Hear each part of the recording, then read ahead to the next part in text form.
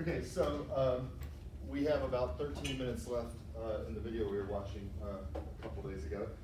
And so, you may remember that I very apologetically, or maybe it wasn't so apologetically, I don't remember, said that I was absorbed by this research grant that I more or less had to apply for. Well, I'm done with that now.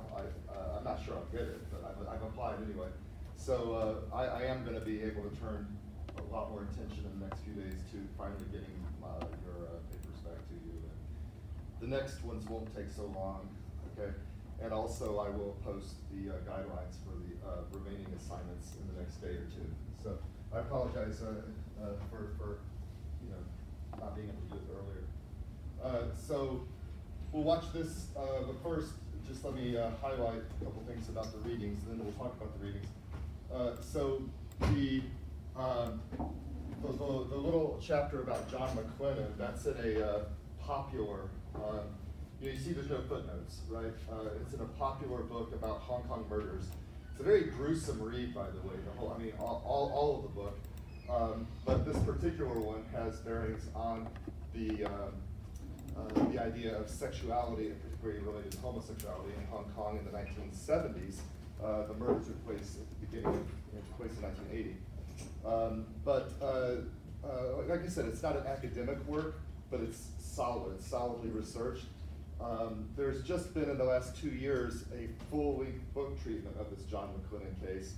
But the reason I assign it, aside from the fact that it's a pretty easy read and pretty engaging, I hope, is that it illustrates a kind of history where sometimes the history of an episode, of an event, a moment, can give you a snapshot into the wider culture and how things normally work in Hong Kong.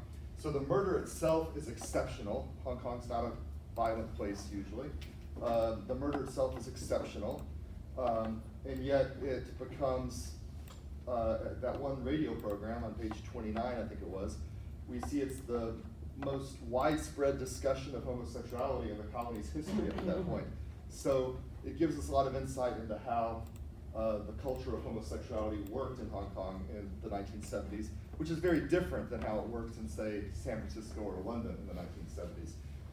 So it's a popular level book that I hope will give us some insight. We'll talk about that in a minute. The Venom book, that's the more academic of the readings. It's an overall book about 1968. This is just one chapter in it.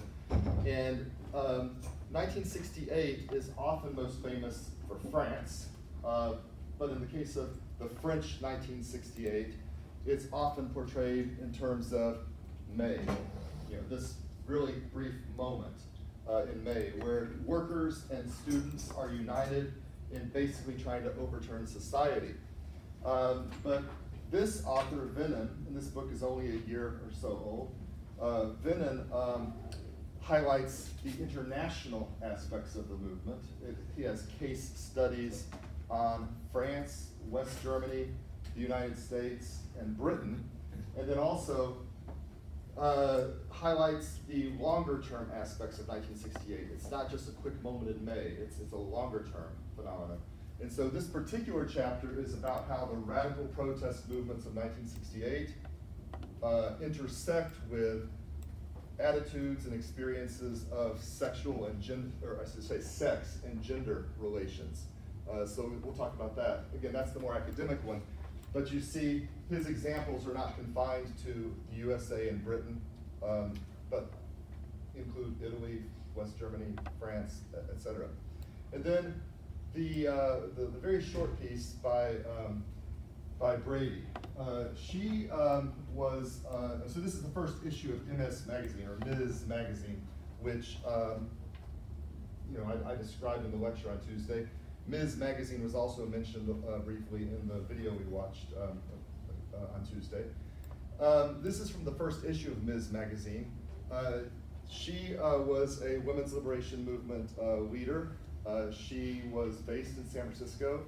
She graduated from her undergraduate degree in 1962 in Iowa, where she met her husband, and they moved to San Francisco. And so the thing to note about this piece, of course, is that she doesn't mean it literally.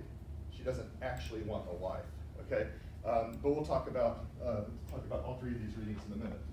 But first, let's watch 13 remaining minutes of this CNN documentary produced by the legendary Tom Hanks.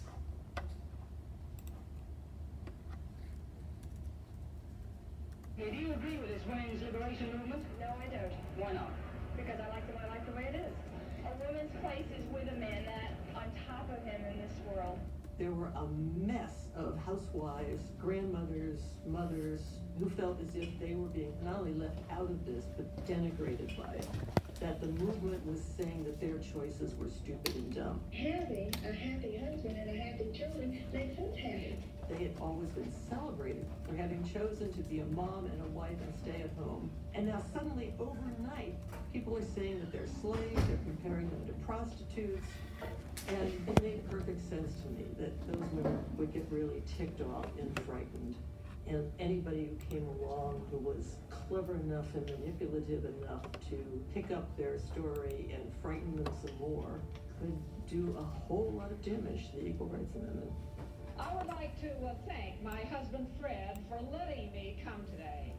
I love to say that because it irritates the women's livers more than anything that I say. Phyllis Schlafly became the voice of the opposition of ERA, and she was quite confident at it. She saw it as her mission to stop this, what she saw as an assault on American womanhood. I would like to begin by asking Mrs. Schlafly to state her principal objection to ERA. The ERA won't give women anything which they haven't already got or have a way of getting. But on the other hand, it will take away from women some of the most important rights and benefits and exemptions we now have. I think the laws of our country have given a very wonderful status to the married woman, and the wife has a great deal of many rights. For example, she has the legal right to be supported by her husband. There is no law whatsoever in any state that requires a husband to support his wife. It's clearly true that the Equal Rights Amendment is going to be passed. Oh, it's not that obvious. Mrs. Schlafly's going to let it pass either. No, I don't think more states have rejected it this year than have passed it. We have gotten 8 states to vote to ratify it this year. We have 30 states. Yeah, but we've gotten 14 states to reject it. They can't reject it. Nobody can reject it. My goodness. She said, you've got a good deal, women. You are an exalted member of the human race. You are held to a higher standard. You're put on a pedestal. You're protected by men. You're provided for by men. Why would you want to give that up? It's a good deal. And a lot of people agree with that logic, that equal rights was a scary thing. We do not want our lives to be run and our world changed by the militant women who are demanding what they call a gender-free society. This is a time of testing for the Equal Rights Amendment. The ratification battle moves from one state legislature to another. Supporters have found the amendment increasingly hard to put across. The biggest problem that I'm having is distinguishing between abortion and equal rights. In my area is very conservative. They're against abortion. Do you also believe that those who vote for the ERA today will also be voting for abortion? They won't be voting for abortion, but what they will be doing is voting to deny to the state legislatures the power to regulate or stop abortion, which you might say has the same effect. In a landmark ruling, the Supreme Court today legalized abortions. The majority in cases from Texas and Georgia said that the decision to end a pregnancy during the first 3 months belongs to the woman and her doctor, not the government. Thus, the anti-abortion laws of 46 states were rendered unconstitutional.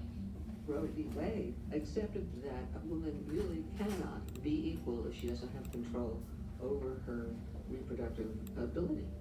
It was as simple as that. The newly liberalized abortion law brought immediate reaction. I think that the judgment of the court will do a great deal to tear down the respect previously accorded human life in our culture. What's interesting about Roe versus Wade is while it does legalize abortion, it as much really mobilizes the opposition.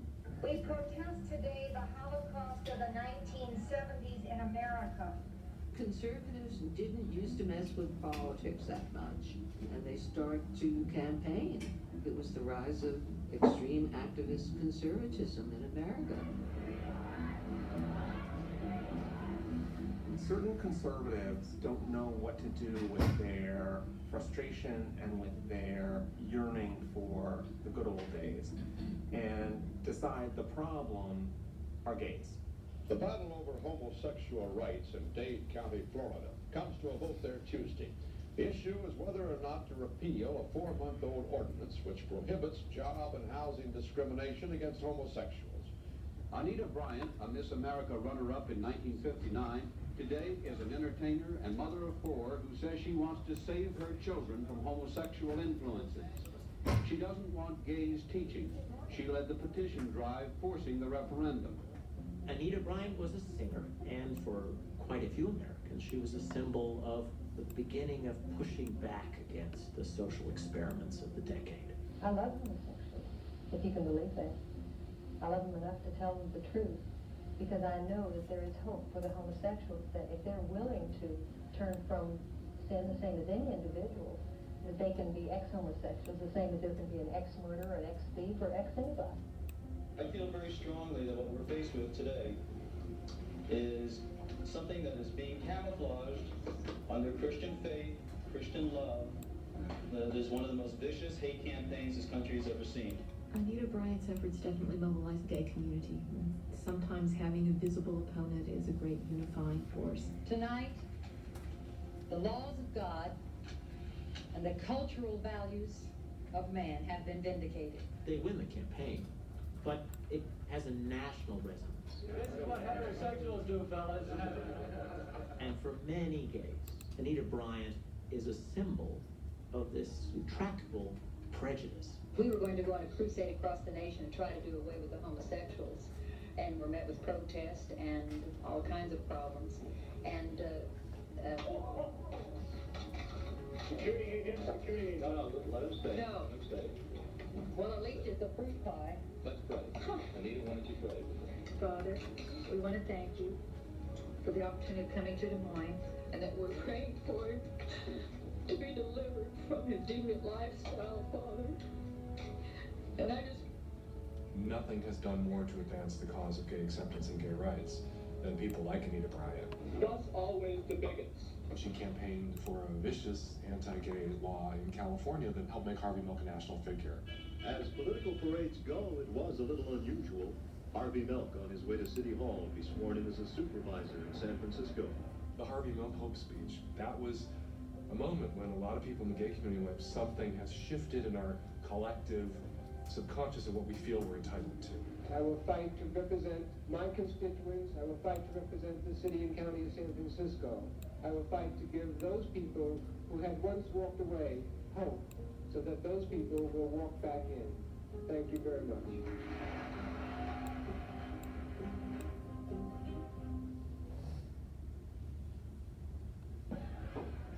1970s, there's an enormous amount of change. It looks like you're going to get an equal rights amendment.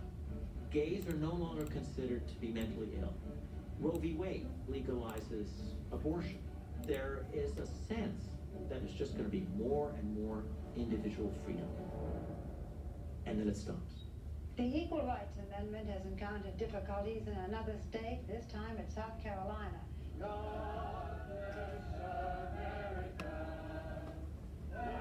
They were, for the most part, fundamentalist Southern Baptists. The ERA was not their only concern. They were also supporting legislation to ban public funds for abortions and voicing approval of a measure being prepared to stop state control over private Christian schools. ERA got all tied up with Roe v. Wade. And when you got Roe v. Wade, now you're turning evangelical Christians against the women's movement. We have some beautiful women with us today, some women who know that they were created the way God wanted them. There are some very basic, essential differences between man and woman.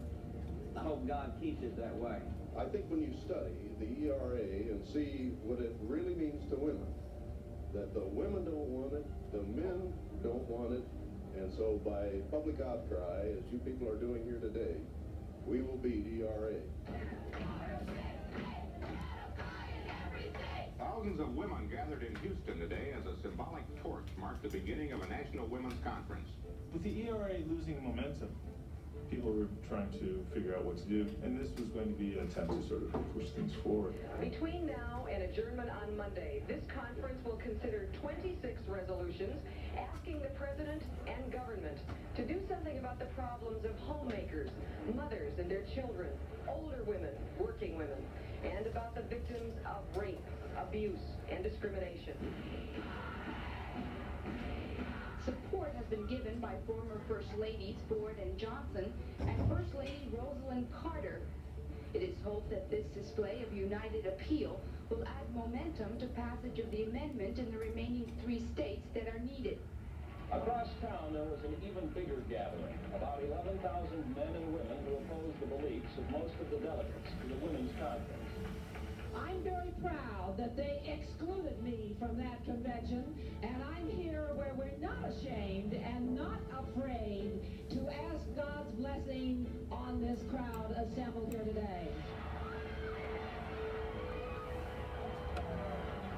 The Equal Rights Amendment should be ratified. That is not what American women want. We support reproductive freedom to women. They simply take the lovely baby and they rip it out. All those in favor of the sexual preference resolution, please rise.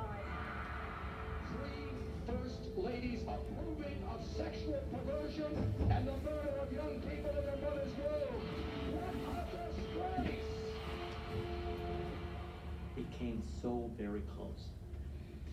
And the fact that it didn't pass says a lot about the power of the response to the social experiment of the 70s. A lot of us thought what was going to happen is that we were all going to renegotiate all this individually, and it was going to be open and honest, and we were going to get past traditional gender roles. And by and large, I don't think it really worked out that way. To a lot of people, women on the offensive are offensive and frightening. But nevertheless, it is the women who have challenged the old habits and customs and rules and laws and prejudices. It was our decade. The women's movement for equality is already changing the life not only of my daughter and sons, but of you and me. And it's happened so much more quickly than anybody could believe. Even if the Equal Rights Amendment has been lost forever, every little girl in America when she's in grade school is already thinking about what she's going to be when she grows up. The whole idea that women could have jobs and careers and a sex life, a complete life, that's a transformation that's never going to go backwards. I think it's a seismic shift. I think it's a shift so deep and so ongoing that we can't even estimate it yet.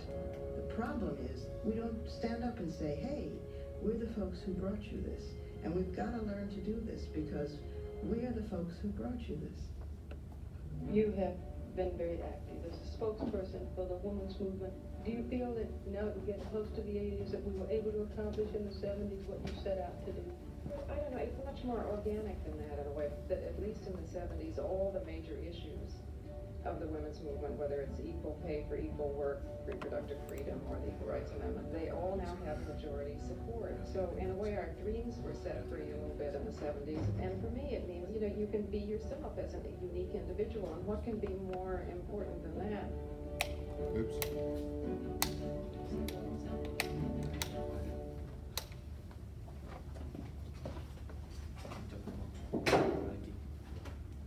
Look at what's next. 80s commercials.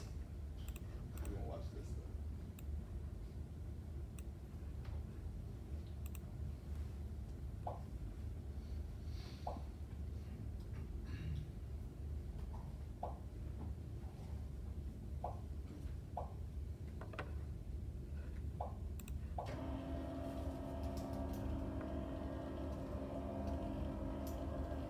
Okay, so we have 3 readings, and we also, let's do as you normally do, just to sort of open it wide up to start with, but also we'll include the video in what can be discussed. So who has some thoughts they'd like to share to start with? Yeah. Yes, King. I want to talk about I want a wife. I want a wife. Yeah, it is really. Because you want a wife. No, come on. I'm just messing with you, just kidding. Yeah, I think it's really interesting because it's written by a female, and I think it's quite an ironic expression by the women, because it's saying that I want a wife, and it's mentioning at that time the man wants what kind of wife with what kinds of criteria, like no matter in the public sphere or or even the private sphere, also wants a wife be perfect, just only suitable for men, only benefit for men, but not really have a mind or have a mindset from the women to think that what is a marriage, or what is equality of gender. And it's like saying that a man wants what kinds of wife is like in social life, not border with his social life, or like want children, but not really many children. Don't want many children, but they want the children and want to help them to. I would say that it's just control all the things. No need to let men to do anything. But I have a point that's quite not really clear about it, is about the studying. Yeah, because in this passage you're saying that I want to study, I want to write papers, but I'm confused about that. But why? What does this mean? Well, she's saying that, for example, something she would like to do. Yeah. But she can't. Why not? Because he got a wife. Because she doesn't have a wife. Yeah. No. But as King was saying, it's the way the wife is being described here is very much in male terms, right? It's not that the woman has signed up necessarily to do all these things, according to Judy Brady. Yes, go ahead. But in fact, it's not only that, it's the fact that the woman is just completely reduced to the fact of being a wife, and there's nothing above that. So the way she describes even herself is that, of course, I'm a wife. And of course, he left his ex-wife, and he wants a new wife. So they're just reduced to the terms of being wives. They're not even people anymore, really, and they're just there to serve their sole purposes, which is being wives. It seems that being a wife is sometimes like a responsibility of the women at that time, and it's very ironic because in this passage she said a lot of things that maybe what wife the man wants, but it seems that she's talking about what's the duties and what's the responsibility of them, and they're just live like maybe things that is belong to men, but not as a human being. Go ahead, Troy. So she kind of took the I don't know, the personal like partnership out of it, like the actual like love part out of it, and kind of just focused on like the day-to-day routines to kind of point out what a wife at this time would actually do. And I think it kind of, you know, because she's a woman and says, oh yeah, you know what, I'll take a wife too. She's kind of saying that, you know, I'll take this personal caretaker sort of, based on what she outlined. And I think that's kind of what hits home. Like if it was a man saying it, no one would really like see it that way. But since she's being very like ironic about it and treating the wife not as like a partner in life, but more as like just somebody to, I guess, clean up after you or deal with the little nitpicky stuff with the kids, you know, it's that kind of thing. And also she points out that while the husband can kind of focus on his career and his life ambitions, big picture things, the wife can't really do that. She stays at home and kind of manages the family and the household, but you can't really kind of level up from that. You can't really expand from that. You can't really discover new things, sort of. You're kind of stuck, sort of, socially. Go ahead, Evan. It seems like in the paper, it seems like wife itself is more like a domestic helper instead of a real relationship. And as the writer mentioned, what the male expected wife would like to be is really like you like to somebody to help you, but without any romantic connection, as well as actually a wife and husband is a marriage, right? It's not a contract, not really a contract.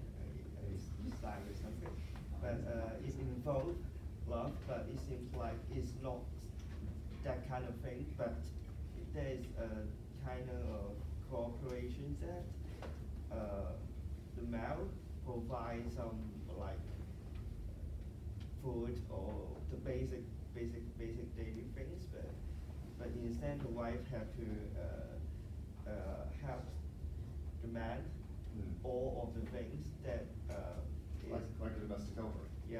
It's really like a domestic helper. She have to do anything, cares anything about the man, but the man, but she can't expect the man to do anything for her, maybe for her just for the money. But at least for myself, at least domestic get paid, helpers get paid, and she get independence. But it seems like in this kind of contract is they got bonded. She's an unpaid domestic worker. Okay.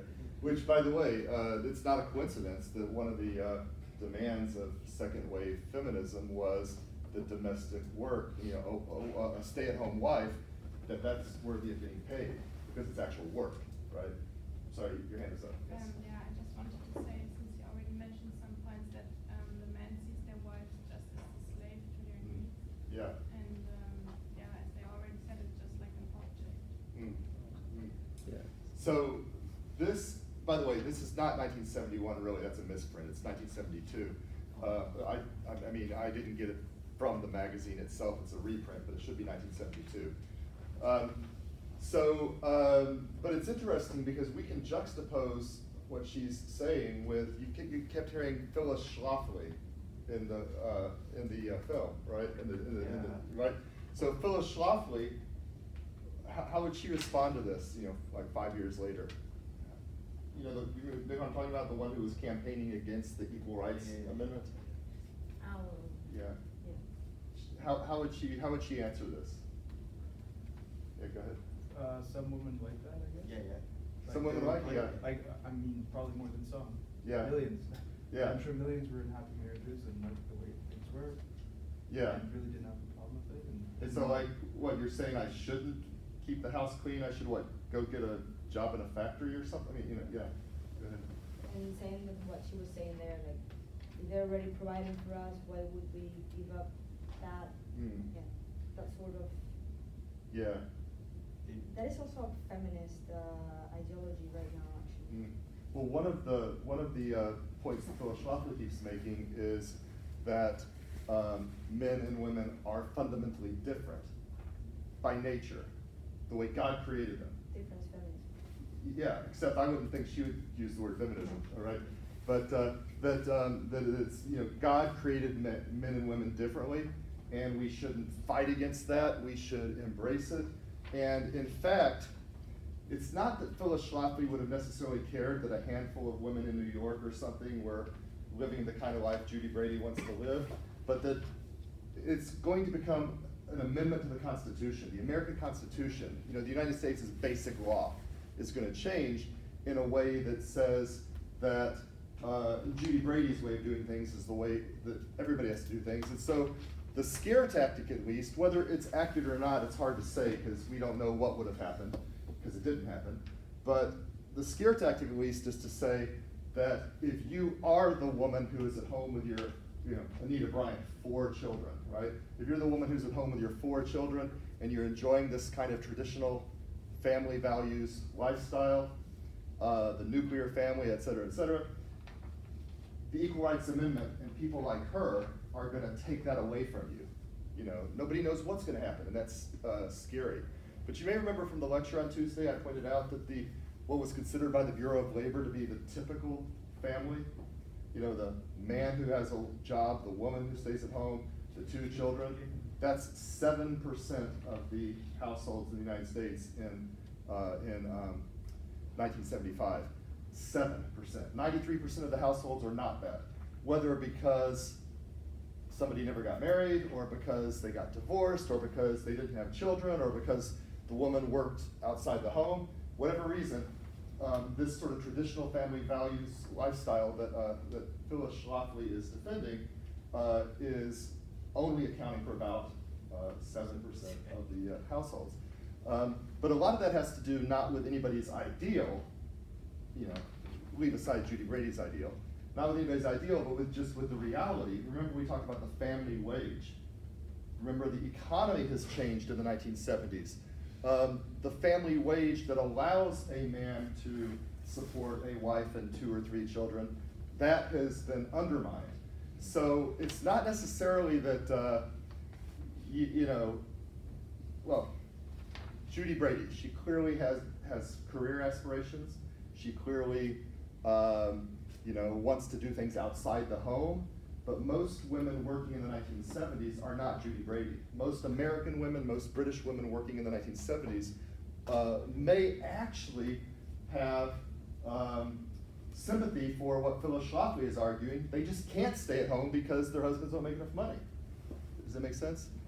So, but it's a big, it's a big cultural war kind of thing happening in the 1970s. It's really never gone away in the United States ever since. Troy? Did anyone take the position of just do what you want? Do what you want? Like just absolute freedom. Like if you want, you can, as a woman, you can go to school, you can get a career, you can work outside the home, or if you want and are able to, you can be a stay-at-home wife. Like. Yeah, I think so. Yeah, but common sense. I think so, but when you get to the matters of law, because for somebody like a Judy Brady or like a Betty Friedan or Germaine Greer or somebody like that, the idea that a woman wants to live the life that Judy Brady wants to live, but maybe she can't because the law is not allowing. It's not allowing full contraceptive rights. It's not allowing abortion rights. It's not allowing protection from marital rape. It's not allowed. There's all kinds of things that until you get equal rights, you can't necessarily live this life unless you just happen to have a sympathetic husband or you just happen to have the right economic background. But if we enshrine it in the law, then it can be available for everybody. But then when you start saying enshrine it in the law, that's like waving red meat to the traditionalists. You know that expression? Like when you wave red meat to a dog or something, and it makes they get aggressive. It's like waving red meat to the traditionalists, and then it provokes a backlash, a reaction. One thing, there is a class assumption in this, a social class. There's a social class assumption in this article. Any thoughts on what the social class assumption would be? Unstated, yeah. Middle class. Middle class, or even upper middle class, yeah. Because it says, I pretty related to another reading wrote in the long 1967 something. Is that 67? 68. 68. Okay. Yeah. And it says it states that the woman, like the points for the woman to get to go to university is simply because they got to help their husband's profession in home. So it also stated like when it goes to works, his wife is not gonna work anymore and remain at home and take care of everything, and even another point I wanna mention is about the unequal relation between the wife and the husband, because for the husband they can have like multiple lovers, but the wife got to be like super honest. So Yeah. that's No wonder she wants a wife, huh? Yeah. Yeah. Yeah. Go ahead. Something to add. Go ahead. The article of the law 86. 68. 68. It mentioned the woman go to the college because it is an alternative to marriage, and some women can go to the college because the men were injured in the First World War, and then they can go to school because normally the degree is reserved for men. And in the 1968 to 1972, the education mostly 5% of the school excluded women, and most of them are in school. So I think it's quite unequal and between women and men. Good. I want to get into that book in a minute, but I want to type a couple of loose ends from the Judy Brady piece. Yeah, go ahead. Like, I don't know for a fact, but this is just a guess. Yeah. Like this, like women's movement, it didn't really include black women. I don't think. No, not so much. Yeah. Because I'm sure there's that race factor and also the status factor. Like you got to be, middle class, upper middle class. Because I think probably at that time most black women like had to work, or because their husbands probably had low-paying jobs. Yeah. You had to have two breadwinners to kind of support that family. And also, as we saw last week, a disproportionate number of young black men were ending up in prison by this time, right? And it only gets worse in the next 2 decades. But Carmen, you were making the point about difference feminism a few minutes ago, right? Yeah. So this has actually been in the United States as well as Britain, I think also in some other countries. But in the United States, certainly we've seen in the last, say, 15 years, a lot of publicizing of, say, women who have Ivy League degrees, maybe even get a law degree or something, and then and they're in a position to do so in many cases without extensive student loans because maybe their family background is fairly secure. And then maybe after finishing their degrees, maybe working as a lawyer or whatever for 1 or 2 years, they are married, they have children, and it's like, okay, my career's over because I'm happy, my husband makes enough money. And this is a nice option to have, all right? But people of Judy Brady's generation, many of them look at these choices and say, that's not what we fought for. You have actually a responsibility to the cause of women. And the response is, I have a responsibility to the cause of myself, right? That this makes me happy, and if I'm happy, and by the way, I have good prenuptial contracts drawn up. If my husband gets rid of me, I'm taking money with me. You know what I'm saying? That I've made my choices and I can afford these choices. But then people of Judy Brady's generation are saying, but wait a minute, that's nice for you. But what about all the other women who can't do that? And so it's become a generational conflict, starting maybe in the late 90s with what you're calling difference feminism. Anyway, the generational conflict is nothing new. Judy Brady saying, I want a wife, and Abbott refers to this as being kind of like a domestic helper.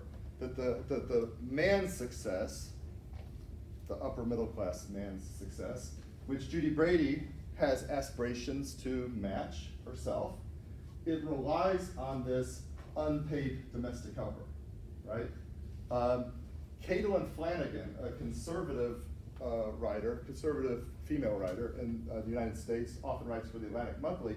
At the beginning of the 21st century, she wrote an article, a big cover story article in the Atlantic Monthly, saying that basically this problem got solved, the Judy Brady problem, for upper middle class women who are married through a kind of compromise.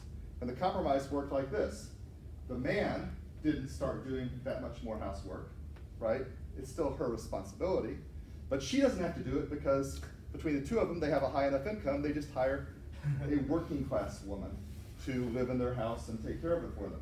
And so Caitlin Flanagan, a conservative, but you could say a conservative feminist actually. Caitlin Flanagan, she's criticizing the more traditional 1970s feminists for having achieved self-actualization in their upper middle class marriages, and yes, they can have it all, but only because they have a working class woman who fills this role of the wife, a domestic helper. So instead of I want a wife, she could have said, let's just update the terms of reference. Wives aren't like this anymore. Give me a domestic helper. And that Caitlin Flanagan said that's kind of the social contract as it evolved over time. Because anyway, by the way, I've been married for 20 years this year, but I was born in 1970. I didn't have a 1970s marriage. I got married at the end of the 90s, and this doesn't sound like my wife at all, right? Doesn't sound like my wife at all. She doesn't, she doesn't clean the house, whatever. But anyway, so it's a different era, right? It's a different era. But again, Phyllis Schlafly would say that a lot of the people she's representing would love to be the wife as described here, because that's their role in life. That's the way it's supposed to be. So anyway, in gender and sexuality, as with so many other aspects, economy, civil rights, the 1970s is a very transitional decade. And transitional periods often mean huge conflict because not everybody wants the transition to happen. And that's what we see here in the 1970s with the backlash and the reassertion of traditional family values as understood by the conservative women of America, by Anita Bryant, by the moral majority, by Phyllis Schlafly, by Mary Whitehouse in England, who I haven't talked about, and so on and so on. Are there any other comments or questions about this very short primary source from 1972? Yes, Evan. I'm wondering whether the male can succeed. Is that because they get a wife to clean up their shit, so they don't have to carry much things about for the household, so that they can so-called focus on their careers? Yeah, that's her argument. And she sees this as unfair. A lot of other second wave feminists have made similar points. Arlie Hochschild, for example, writes about the second shift, right? Let's say the upper middle class, male and female, they're married, they go to work, they come back at the end of the day, but the woman's only finished her first shift. She has the second shift because the man is like not taking care of the dishes. The man's not taking care of the cleaning, not taking care of household duties. And so, this is unfair, right? But again, this is Caitlin Flanagan says for the upper middle class households, domestic helpers turn out to be the solution, right? Of course, in Hong Kong, you don't have to be upper middle class to have a domestic helper because they import in Hong Kong foreign domestic helpers at a very regulated, not very high pay, right? Okay, so any other comments, questions about this piece? Yeah, Rock? Actually, I'm quite interested if what will be happen if a man also publish an article so-called "I want a husband," or did anyone publish some articles that against this? So if a man were to publish an article in 1972, "I want a husband," that would be what would he be suggesting? Would he be suggesting that I'd like to stay at home and take care of my man's every need? You're right, that would be very radical because it would, number one, it would seem to be, people can read this as a satire and they clearly understand that she's not being literal. They clearly understand that she's not advocating that she wants to be lesbian. And being a lesbian is not as controversial in 1972 as being a male homosexual is. For whatever reasons, historically, it's been easier for women to be invisible under the radar, but for men, it's been seen as much more threatening. It is hard to imagine in a mainstream, it would probably be taken as an advocacy of homosexuality, which would not necessarily be the kind of point that, so I don't know, it's hard to say. It's an interesting counterfactual though. I'm not aware that anybody did publish such an article. But in the early 80s, there was a movie that, because keep in mind, Judy Brady's not, she's not a lesbian, she's married. She's just saying she wants to be a self-actualized woman, and how unfair that she can't have somebody fulfilling the function of a wife, not sexually per se, but domestic helper. But in 1982-83, Michael Keaton, who later went on to become Batman, Michael Keaton played in a movie called Mr. Mom. And the idea was his wife made a lot of money, and so he could stay at home and take care of the kids and all that kind of stuff. And there was a brief cultural moment in the early 1980s where this kind of thing got a lot of attention, like, oh, it's subverting the traditional gender roles, but hey, why can't a man be the one that does it? And maybe that would be a more comparable, you know, parallel than I want a husband. I want to be Mr. Mom, maybe. I don't know, but that's maybe what it would look like. Yeah. No, just to point it out, because I heard it before and I found it quite like funny. Yeah. Even now, we still have very sexist, unconscious thoughts. So for example, like you said, I don't know, I'm not exactly sure who said it, but some around there said, why shouldn't a man help a woman do the course of like the house and everything? Yeah. And that is actually a very sexist thought. It's her responsibility. It's her responsibility, and he should maybe be helping. Yeah. He's helping out, he's lending a hand. Yeah. It's not his job, it's not his responsibility, it's the woman's. And we still have that today, and that is a very sexist and conscious thought. So, yeah, I mean, just to point it out because I found it very funny. So the transition of the 70s is a long transition indeed, right? Transition. Okay, well, what about this Venom piece then, this Venom chapter? Again, it's just one chapter on gender and sexuality, those kinds of changes, in the context of a book about this radical protest, you know, primarily youth protest movement associated with 1968. So, and then it's about how gender and sexuality relate to this long protest movement. So, any further, we've already heard a couple things mentioned about this, but any further thoughts about the Venom chapter?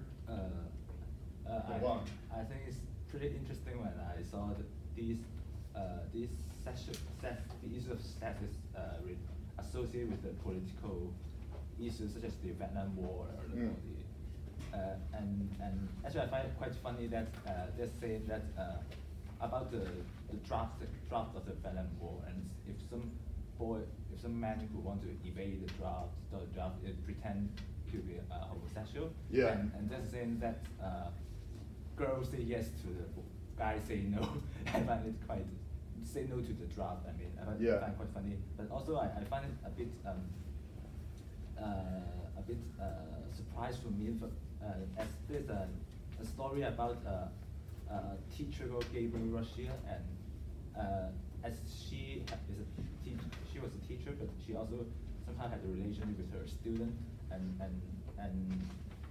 eventually due to the criticism, and the teacher killed herself. And I find it quite really surprising that it's somehow related to. Actually, it's just quite a very unfortunate event, but somehow the Communist Party is able to use use the event as a reflection of this oppression of the bourgeoisie towards the victim. I find it quite exaggerated. Actually. So there's two different points here. Let's take the second one first.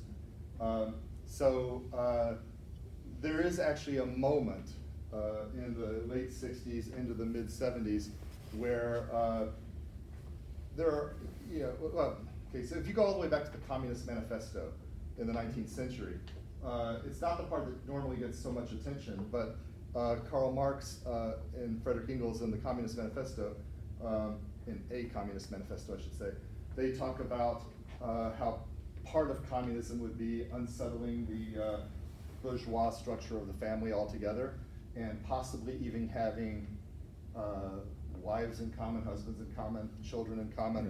And So this chapter talks about, for example, communal living. It talks about a brief moment where there's the idea that children's sexuality should be liberated. There's a quick clamping back against that in the middle of the 1970s. And it's the middle of the 1970s where the movement to protect children from sexual predators, etc., it really takes off, right? The idea that child pornography would be a crime, for example, that really takes off in the 1970s. But it's in part a reaction to, in the early 1970s, this idea that even children should be liberated, and maybe children can learn from adults, and so there were people who wanted to lower the age of consent, and so again, everything's up in the air in the 1970s, early 1970s, and so the episode that you're referring to, Long, it says that her friends were saying that she would have never even recognized it as a political thing at all. It was just a human personal tragedy, but it gets politicized. The Communist Party trying to use this as she was driven to suicide because society, bourgeois society, can't deal with sexual liberation for young people or anything that goes against the bourgeois norms of a an intact or I'm not drawing a blank on the word, the conventional family, basically, though. So in other words, it gets politicized in a way that probably the person herself wouldn't have understood. The first one you were talking about, though, this is very interesting. The relationship between war and male-female sexuality. So girls say yes to guys who say no to the draft. Yeah, there's a this is Strada by I'm drawing a blank. I'm not thinking well today. I'm drawing a blank on the guy's name. Aristophanes. Aristophanes was the Greek playwright, a comic. Lysistrata, and basically the women of this Greek society were upset that their society is always at war, so the women get together and they decide, until the men stop having war, until they stop going to war, we're going to withhold all sexual intercourse. So the men want sex with us, we're not going to allow it until they pledge to not go to war anymore. That's the way we women are going to end the war. Now, by the way, this Lysistrata was remade a few years ago by, it was adapted a few years ago by the African-American film director, Spike Lee. It was called She-Rock. I don't know if you ever saw that. It was a straight to Amazon or straight to Netflix kind of thing. But he set it in the Chicago inner cities. And so instead of a Greek military, it was the gangs that are fighting each other, and the women decide no more sex until you stop having gang wars. So in World War I, in Britain, which is the history I've studied the most, exactly the opposite. The idea is that men, there is no draft for the British in the first two. Uh-huh. And the things that I know, the women, if they know the man won't like to join the army, like even this just a boy to boy, this not illegal, but they will use a white feather. White feather, absolutely. I'm a white feather. Absolutely. So let me explain this. There is no conscription in the British Army, no draft in the first 2 years. It's seen as going against the idea of British freedom. Meanwhile, the Germans have a draft, the French have a draft.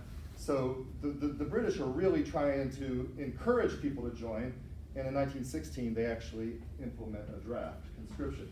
But during this period of no draft, well, first of all, if you're a man on leave from the Army, you better be wearing your uniform when you go out in public, because that'll signify, I'm in the Army, I'm just on leave. But if you're not on leave, if you're not drafted, if you've not joined up, a woman will go to you with a white feather, which is a symbol basically saying, you don't have a penis, so I'm going to hand you one. That's what it means culturally. And it goes back to Yankee Doodle Dandy in the 18th century. Anybody who got a white feather would be deeply humiliated, and so you know, it's a way for women to shame the men. World War I in Britain, you're not going to the war. So here, you know, I wouldn't have sex with you because you don't have one of these yet, you know. But then we come back in the Vietnam War era, the idea that women would be like, you know, if you're a draft dodger, we're going to reward that with sexuality. We're going to, you know, we're going to give you sex in exchange for being a draft dodger. But notice what comes after this long. Joan Baez, the folk singer, she adopts the slogan, but then a lot of feminists are not happy with this. That female sexuality is used to reward males for a political goal or something. That's not the way it's supposed to be. I'm sure everybody in here has noticed that a few weeks ago there was a kind of moral panic in Hong Kong over the idea that young girls were rewarding protesters with sex. Do you remember this a few weeks ago? Bullshit. Well, anyway, it was discussed on Radio TV Hong Kong. You remember all this? Carrie Lam even spoke about it. And do you know what I'm talking about? Did you? Yeah. So anyway, but anyway, this is obviously a source of tension. And what's the other? Until the 1990s. You know, when Don't Ask, Don't Tell was introduced by Bill Clinton, it was just explicitly, if you're homosexual and you're in the military, you'll be kicked out. And this was seen, of course, in the 1990s, when there's no Vietnam War, as a discrimination, because you know your right to work is being taken away based on your sexuality. But as Long mentions, it is kind of interesting that heterosexual men might actually be taking advice from their girlfriends on how to walk like a girl or whatever, so that they can somehow convince the draft board that they're homosexual. Yeah, so sexuality and the Vietnam War. Okay, anything else? Any other points about the Venom book? So it's pretty exploited by this equality movement is pretty exploited by the far leftists, right? Because I see pretty much there is a lot of let's say Trotsky activists and just like what you said, they trying to overthrow the idea of the couple. The couple in the family, and there is I saw the slogan in Italy. It says, "I want to be an orphan." They are trying to dismantle the notion of family, and it's pretty communist. It's what Marx is saying. We don't want family. We don't want country. Anybody else? Yes, Troy. Just a more general statement. I always find it interesting how conservatives and the right wing we're all about, I guess, less government in your life, except when it comes to social issues such as something like abortion, right? And I just couldn't understand that irony, sort of, So socially, it's very controlling, but economically, or with tax or things like that, much less government involvement. I think some of the answer to what you're asking about here is it's about coalition politics. I think so. For example.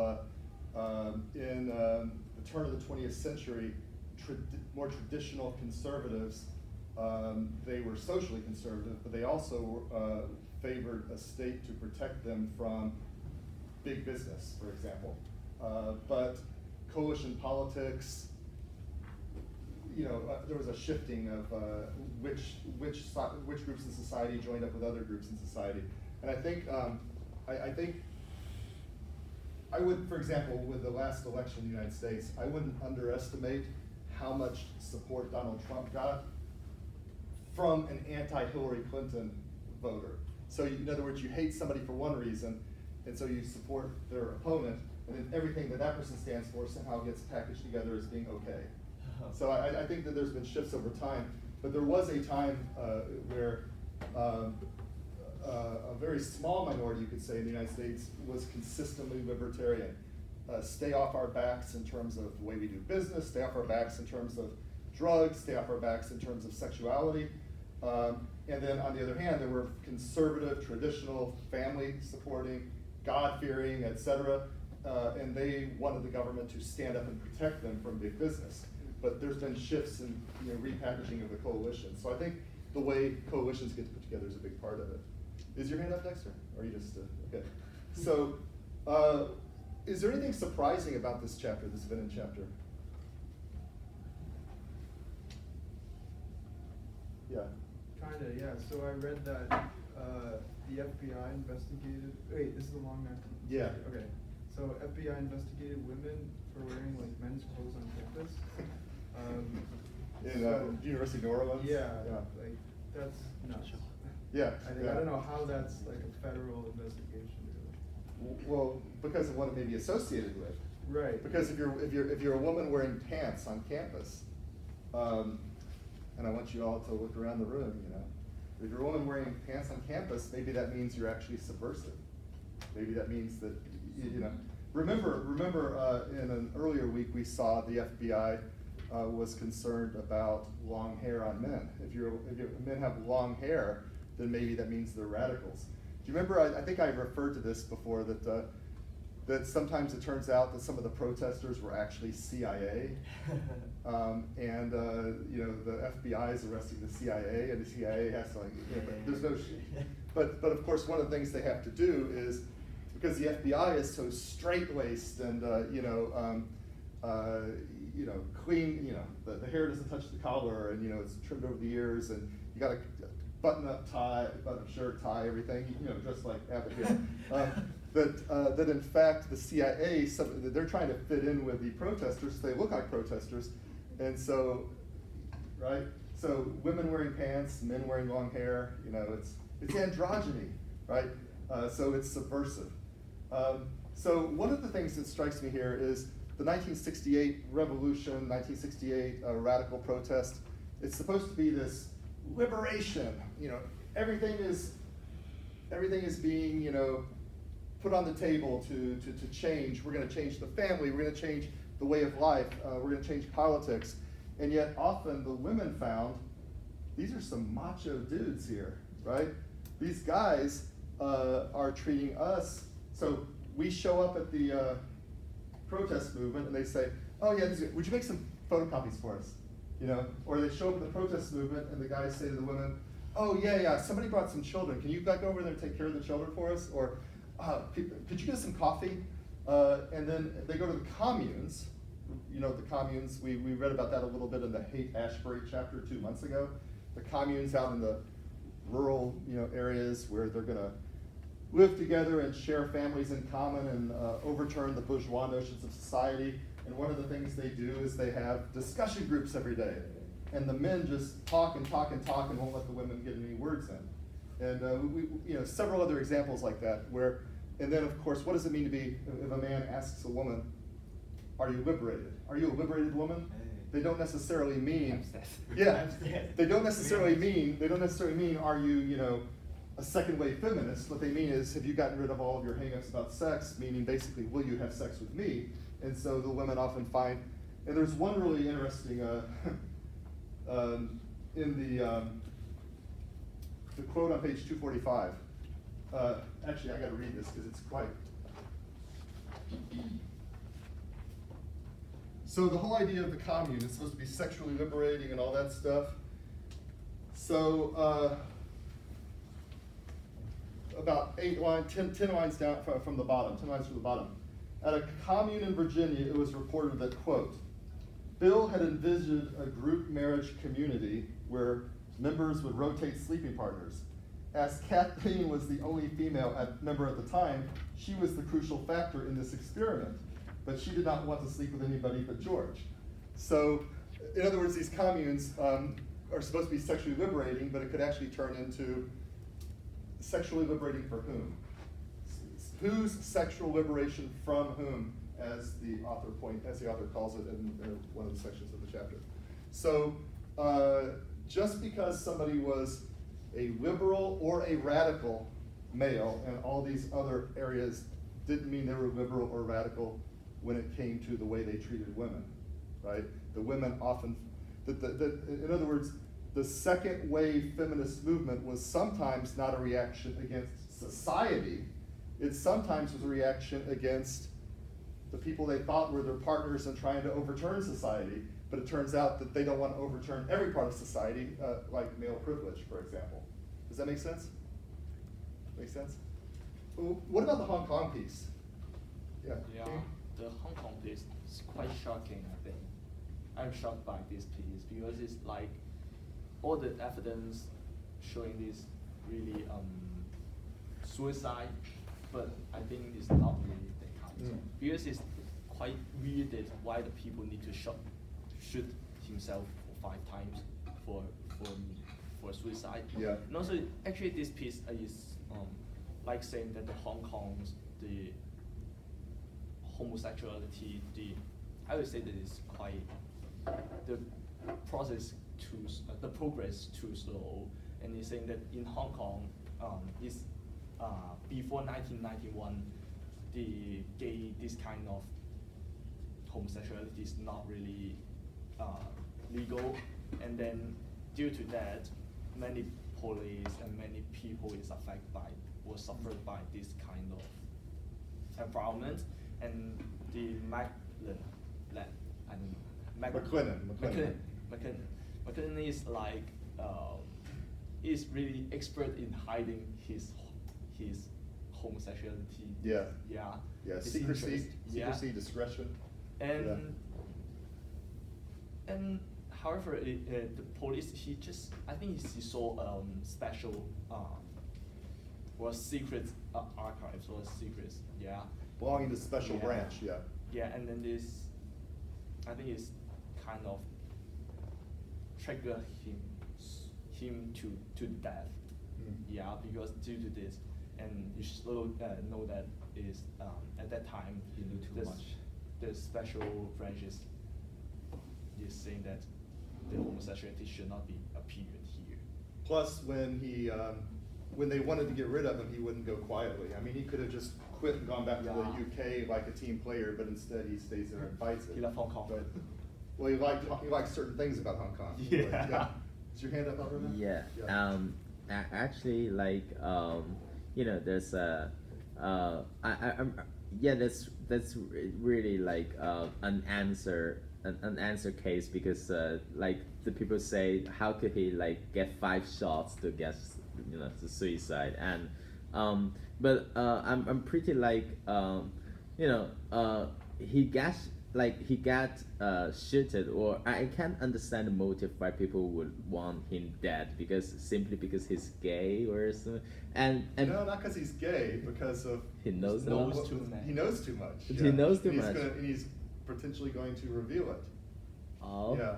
But they already have the blacklist, as they call it, black book, and I think he's pretty like, how to say, introverted. And I don't think like he has the motive to like public everything. But he's made enemies is the problem, and he's made enemies, and he's defending himself, and he what's he going to do to defend himself, and then to make it even so there's the point that the door's locked from the inside, right? But then there's also the question, how could he shoot himself in the chest 5 times? And then there's the answer, well, even if the first one's the one that kills him, he might have had 20 to 30 more seconds of consciousness, so 4 more shots is not that difficult. Then there's the question, though, of why didn't they do an autopsy on him? They burned him, they cremated him really fast. They didn't check for gunpowder residue in his hands. All they would have had to do is find out, yes, he had gunpowder residue in his hands, that would have proved the case. They could have done an autopsy there, but they don't. They just quickly decide it's a suicide. Hey, there's a suicide note, right? But anyway, but then because of the way they got rid of the evidence so quickly by cremating him, without doing a thorough investigation, it leads people like L.C. Elliott or LC2 to say, I suspect foul play. Yes? No, so why would he call for a lawyer to try and sit in the moment that they're going to arrest him if he's going to kill himself? But who knows? Yeah. But I have another like because it was not decriminalized. Like it's still a criminal to be a gay in Hong Kong back then. But I see like LC2 and even the governor like really shows sympathy with him and let him to resume his office, not because he's gay, and that's pretty not understandable. Do they accept that he's gay when they do that, or not? I noticed that on page, was it 129, is that what it is, 229? Anyway, something 29. Page 29, page 29. When the New Statesman, the British left-wing social democratic paper magazine back in the UK, when they talk about the case, they say he probably wasn't even homosexual. Like, that's how they defend him. In Britain, he probably wasn't even homosexual. It says on page 29. Of course he was. He was bisexual, most likely. But the point is, even the New Statesman, when they defend him, says, oh, he probably wasn't even homosexual. They just make him look that way. But some of the things that stand out to me about this chapter, when you look at, take this event as a way of entering into the world of something that wasn't discussed publicly very much in Hong Kong. So there's not a lot of primary sources from this time period that very openly talk about homosexuality. But because of this very high-profile murder case, it came out, right? And so we see that homosexuality in Hong Kong, first of all, it's quite widespread at this time period. It's quite widespread. It's also illegal. It's criminal. And for this reason, it leads a lot of people to be very discreet. Now, there are known homosexual clubs, Disco being one, and yet, Long Kwai Fong, right? Long Kwai Fong Disco. And yet, for the Europeans there, who, by the way, could have been openly gay back home had they chosen to be, because it's decriminalized. As I told you on Tuesday, in Britain, there were not a lot of prominent people who were out in the 1970s. A few, but not a lot. So even back in Britain, he may not have been openly homosexual if he had, lived in Britain. But in Hong Kong, he certainly isn't going to be. And so the triads are there to supply, the triads will actually go to Disco or the other clubs. What was that other one called? The something Lavender or something? No, there was a great club name Disco? No, Disco is one of them. There's another great club name. I mean, a really camp-sounding club name. I just didn't write it down. Does it still exist? I don't know. Was in. What page are you on? The club thing. What is it, King? Just find it. Anyway, if you find it, shout it out. But anyway, the thing is, so imagine these triads going to these gay clubs, spotting, by the way, underage boys, 16, 17, spotting these young boys, and then the triads taking them as procurers, as pimps, to these European policemen, because the European policemen don't want to be seen in the gay clubs. So I actually write about this a little bit in my book, Hong Kong and British Culture, 1945 to 97, that there's this idea of Hong Kong as a playground for the white male, easy access to Asian female bodies in particular, but we see also in the case of these, McClennan's not middle-aged, he's 28 to 29, but plenty of middle-aged men, that lawyer Duffy, for example, middle-aged men who, European men, they've got the money, they've got, the law will usually most of the time turn a blind eye on what they're doing, and they've got easy access to probably most often not very affluent Chinese young girls or young boys, right? Another point to make finally about homosexuality and the law at this time in Hong Kong is, remember, the British, they had a long-standing practice that they usually didn't try to impose their principles and norms on their colonies unless it was something they felt really strongly about. So the British abolish foot binding in Hong Kong, but they don't come aggressively out against corruption. They only come out aggressively against corruption when the Hong Kong people demand it. Yeah. That basically, as long as the local society wants things done a certain way, in order to rule effectively, the British just kind of say, okay, that's fine, we'll just work with what they want to do. And so even though homosexuality is decriminalized in the UK, there's no great push in Hong Kong by the British to decriminalize it in Hong Kong. Because in fact, it's clear that local opinion polls, it's clear that the Hong Kong people by and large don't approve of homosexuality at this time period, and the British are going to let sleeping dogs lie. Remember, the British don't abolish concubinage until 1971, and the British never abolished the gender-based, male-only inheritance patterns of the new territories. The British don't abolish dog eating until Chinese groups decide that it should be abolished. I already mentioned corruption. Again and again, in most cases, unless it's something that really scandalizes British opinion, they're willing to tolerate it. The laws being different in Hong Kong than they are in Britain. The British don't care that much about decriminalizing homosexuality in Hong Kong, and so they don't, because the Hong Kong people are happy with the way the law is. But this is a huge scandal, obviously, and believe me, the Chinese newspapers are full of talking about, John McLennan, this, Scottish. Any other points? Any other questions? Any other comments? Is that the waltzing Matilda? The waltzing Matilda. Yeah, isn't that an awesome name for a club? The waltzing Matilda. In Tsim Sha Tsui? In Tsim Sha Tsui. Yeah, I don't know that that's still there. Disco closed.